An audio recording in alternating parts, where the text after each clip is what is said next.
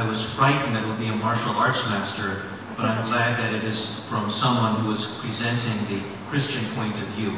Tonight I'm going to argue that the evidence in our physical universe clearly makes it more likely than not that a supernatural, self-conscious personality that is all good, all-knowing, and all-powerful, the standard issue God of Judaism, Christianity, and Islam, is the God that does not exist. My dominant theme will be the lack of evidence of the supernatural and the clear indication from the physical world that the supernatural does not exist.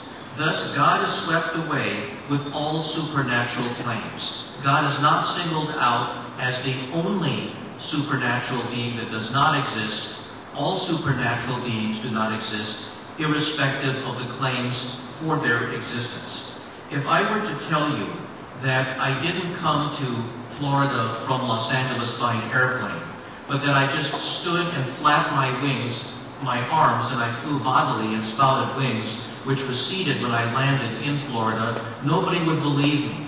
And the reason nobody would believe me is because my claim violates the laws of nature as we understand those laws. And unless I can fly around this room now and reduplicate the supposed miraculous method by which I flew across country, you would be justified in not believing me. Because extraordinary claims require extraordinary evidence. And it is my thesis that the claims of God's existence and the attendant religious claims speak of supernatural events which are not consistent with the laws of nature as we understand them. Now, miracles have an initial problem because they bear witness against themselves, since by their very nature they are violations of the laws of nature that are not supposed to be subject to violation. All the supposed miracles that are used to verify the intervention in human affairs of God allegedly took place in a pre-scientific era. Why not today? Why don't we moderns have the same opportunity to observe these miracles today? Talking snakes, talking donkeys, worldwide floods, the sun standing still, which would actually mean, now that we know that the earth revolves around the sun, that the earth would stand still, and the centrifugal force of stopping the earth's rotation would make a lot of things fly off the earth. But the authors of the Bible were not yet so sophisticated, so they felt they could invent the story. And people turning into pillars of salt. It was very cruel of God to turn Lot's wife into a pillar of salt, because poor Mrs. Lot was on a low-sodium diet. But even aside from that, if the ultimate force in the universe can turn people into salt, why not today? And also, if Jesus underwent a singular resurrection from the dead, why did that occur only in pre-scientific primitive times? Why did not instead Jesus come back, be re-crucified, have his death verified by our top scientists, and then resurrect? Jesus resurrects Phil at 11. But there is no verifiable event in history or in today's world that corresponds to these types of biblical miracles. There has never been, in the course of human history, a verified supernatural event. Another argument against God's existence, beside the general refutation of claims of the supernatural and claims of the miraculous, is the dependence of consciousness on the brain. In order for us to go to heaven or hell, we have to first survive mentally intact from who we are now into the afterlife. But there is a problem with that, because everything we know about our consciousness shows it is dependent on the brain. So, for instance, if Alzheimer's disease, an anesthetic, or some other kind of blow to the head can eclipse consciousness, how can consciousness survive the entire destruction of the body and brain?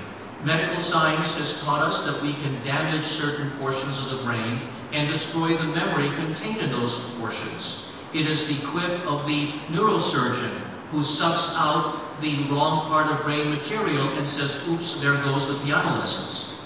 Because in fact, if certain parts of the brain contain certain memories, then all the parts of the brain contain all the memories, and it would mean that the destruction of the brain would mean the destruction of the entire consciousness. Let's say that a child dies at the age of 2 months. What pops out into the hereafter? Someone speaking a language? Someone fully formed? We only know our language, the internal methods of consciousness, by sensory input into a human brain. And so if there is no brain or body, what is the afterlife like? Do we see all the way around our heads because there's no eyes lifting us forward? What language do we speak to other souls? How do we recognize other souls? What form do we take?